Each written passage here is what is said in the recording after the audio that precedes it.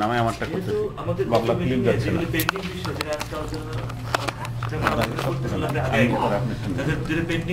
গুরুত্বপূর্ণ বিষয় অলরেডি উপস্থাপনা করা হয়েছে।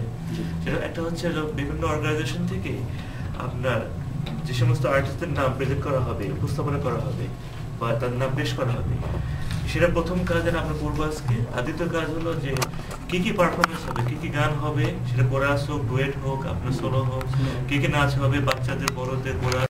একদম বলবেন যে তাদের কোন শিল্পী কত জনের স্পেসিফিক নাম সহ ভালো হয়, তাদের নামটা নোট করে নেবো প্রথম দফা। দ্বিতীয় দফাতে আমরা যাবো এতে কি কি পারফরমেন্স কে কে করতে পারেন, যেটা এখন বলতে পারবে না।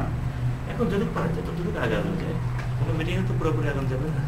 মোটামুটি তো জানাই আছে, তার উত্তরান্ত আপনি বলতে পারবেন কে কতটুকু সবই তো পারফর্ম মোটামুটি সবাই কোথায় কোথাও লাগবে না। কি কি বিষয়ে কাকে কাকে কি কি কাজে লাগাইলে অনুষ্ঠানের সৌন্দর্যবর্ধন হবে, সেইটা হলো বড় লক্ষ্য রাখতে হবে। আমাদের সবাই কাজে লাগবে মোটামুটি সবাই।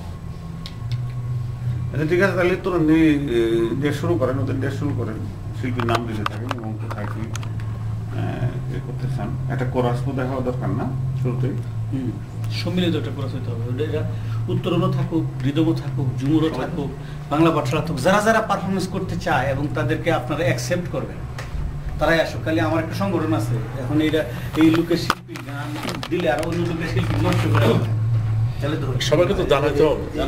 হ্যাঁ, এই জন্য আমি অবশ্য গত মিটিং আমি বলছিলাম যে সবার একটা মানে উত্তরণের একটা লিস্ট, সবার যেমন ঝুমুর বা রিদমের সবার একটা লিস্ট দিই, যতগুলো সংগঠন